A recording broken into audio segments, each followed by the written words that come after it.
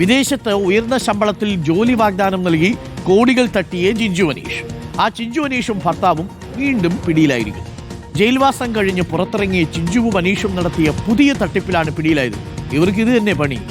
50 ലക്ഷത്തിലധികം രൂപ ഇവർ തട്ടിയെടുത്തു എന്നാണ് പരാതി.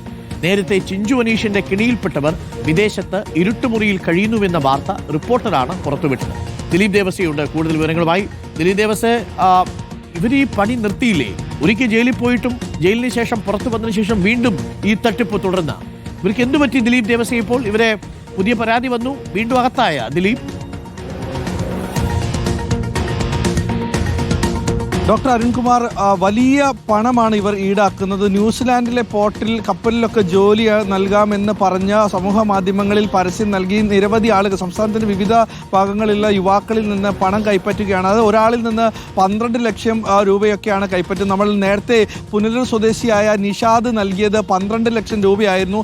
ആ ആളുടെ പരാതിയിലായിരുന്നു അന്ന് നമ്മൾ വാർത്ത നൽകിയത്. അന്ന് നമ്മൾ വാർത്ത നൽകുന്നതോടൊപ്പം തന്നെ ന്യൂസിലാൻഡിലെ ഇരുട്ടുമുറിയിൽ കഴിയുന്ന ഒരു യുവാവ്, ആ യുവാവ് ചിഞ്ചു അനീഷിന് പണം നൽകി അവിടെ എത്തിയപ്പോൾ ആപ്പിൾ പറിക്കുന്ന പണിയാണ് കിട്ടിയത്. അങ്ങനെ അയാളുടെ ദുരിതമെല്ലാം തന്നെ നമ്മൾ വാർത്ത നൽകിയതാണ്.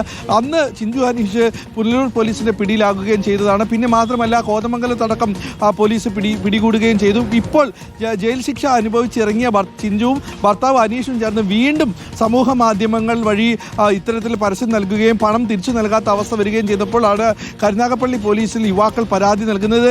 ഈ പരാതിയുടെ അടിസ്ഥാനത്തിലാണ് കഴിഞ്ഞ ദിവസം ഈ ചിഞ്ചു അനീഷും ഭർത്താവ് അനീഷും ചേർന്ന് രക്ഷപ്പെടാൻ ശ്രമിക്കുന്നതിനിടയിൽ രണ്ടുപേരെയും പോലീസ് പിടികൂടുന്നത്. ഇവർ ഈ പണി നിർത്തിയില്ല എന്നുള്ളതാണ്. ചെറുപ്പക്കാർ ശ്രദ്ധിക്കേണ്ടത് ഇത്തരത്തിലുള്ള കെണികളിൽ പെടാതെ നോക്കണം. കാരണം ഇവർ ജോലി വാഗ്ദാനം ചെയ്ത് ന്യൂസിലാൻഡിലും ഓസ്ട്രേലിയയിലും ഒക്കെ തന്നെ വലിയ തരത്തിലുള്ള ജോലികൾ വാഗ്ദാനം ചെയ്യുന്നു.